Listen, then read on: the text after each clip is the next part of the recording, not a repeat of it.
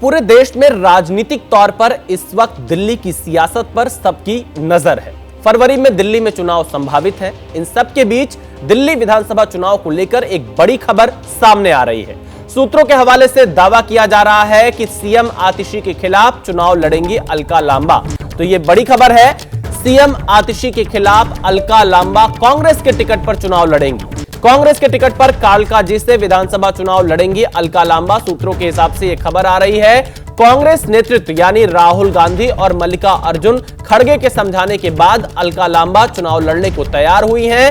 3 जनवरी को कांग्रेस आधिकारिक ऐलान कर सकती है। तो सूत्रों के हवाले से यह बड़ी खबर सामने आ रही है, सीएम आतिशी को टक्कर देंगी अलका लांबा, कांग्रेस की प्रत्याशी होंगी। तो यहां पर देखिए, कांग्रेस और आम आदमी पार्टी के बीच में जो टकराहट है वो बहुत ज्यादा बढ़ चुकी है। एक तरफ हमने संदीप दीक्षित के तमाम बयान देखे थे। जैनेंद्र हमारे साथ जुड़ चुके हैं इस वक्त इस बड़ी खबर पर लाइव। जैनेंद्र, अलका लांबा अब आतिशी के खिलाफ चुनाव लड़ेंगी। सूत्रों के हवाले से यह खबर आ रही है, यह माना जाए कि कांग्रेस भी अपने बड़े चेहरों को आम आदमी पार्टी के बड़े नेताओं के खिलाफ उतार रही है, यानी कि किसी प्रकार के समझौते के मूड में कांग्रेस नजर नहीं आ रही है, जिसकी कोई संभावना नहीं है, जो जैसा हमने 24 में देखा।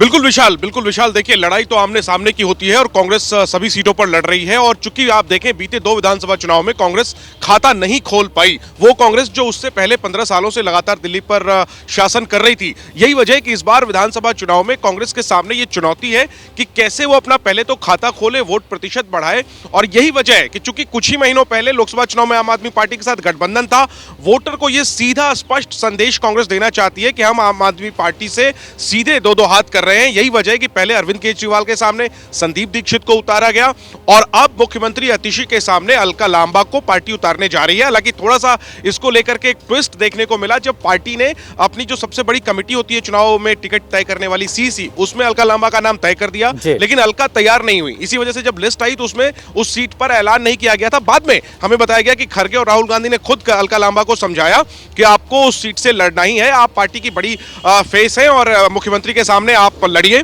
इसके बाद अलका लांबा तैयार हो गई और अब साफ तौर पर कालकाजी सीट पर अलका बनाम आतिशी का मुकाबला देखने को मिलेगा। हालांकि देखना होगा बीजेपी किसे वहां से उम्मीदवार बनाती है। और 3 तारीख को मनमोहन सिंह जी की का जो शोक का समय है वो समाप्त होने के बाद संभवतः 3 या उसके एक दिन बाद कांग्रेस जो बची हुई 23 सीटें हैं उस पर उम्मीदवारों का ऐलान कर देगी और जिसमें प्रमुख तौर पर कालकाजी सीट भी होगी, जिस पर उम्मीदवार अलका लांबा होने जा रही हैं।